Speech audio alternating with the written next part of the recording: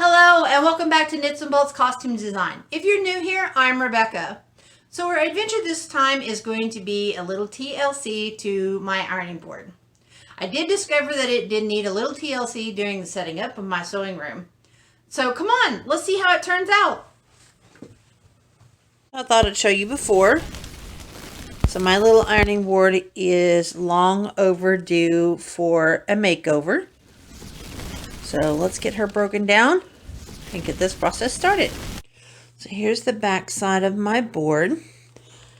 The cover is held on by this string run into the outside edge of the cover. Here's the string, just looped together. So I'm going to get this taken off so that I can create a pattern. To create my pattern, I just turned my ironing board upside down on my Insulbright, which is what I'm going to use to insulate between the board and my fashion fabric. So I've got this just traced out with friction pen. I'm going to use a couple of layers, maybe 3, depends on how much Insulbright I have left over. This is all left over from this, and this other piece are left over from when I made my cutting table. And then I'm also have the leftover fashion fabric too. So I'm just going to incorporate that and use what's in my stash. Okay, so I have got my Insulbright cut out. Now I was able to get 2 full pieces cut out to the shape I need. So I pieced this one, so it has 3 pieces. And then I have a second one. Oop, we're trying to do this one-handed. Get this on here.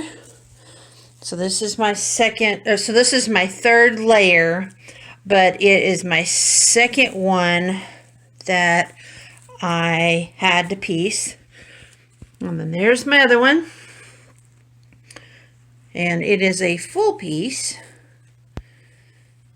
There we go.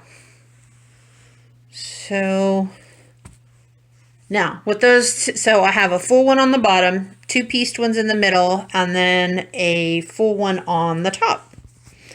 Next is I am going to put this, I'm going to move this, I'm going to put down my fashion fabric wrong side up, and then we will cut out our fashion fabric. I'm not sure how well you'll be able to see this, but I've cut out my fashion fabric. It's the same as for my cutting table. Now I left enough room here to accommodate for the 4 thicknesses of the Insulbright, the thickness of the ironing board, and for it to have a casing for the new string. So my next step here is to make the casing and get that all pinned in place. So I've pinned all the way around. I left this space open so I can put my string through the casing, but double pins to remind myself not to sew past there.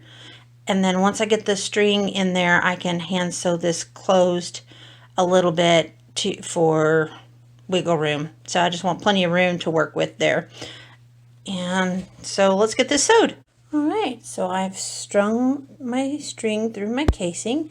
I used a bodkin to do that. It has mine has a little ball on the end, and it has an eye on the end. So it allowed me to pull my string through. There's different kinds. This one's made of plastic, and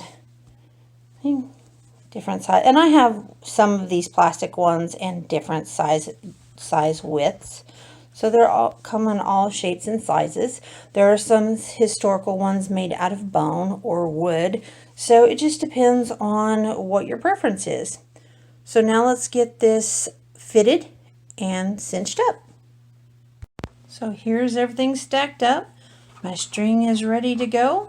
So we're going to get this pulled up and see how it looks. Okay, that's the underside.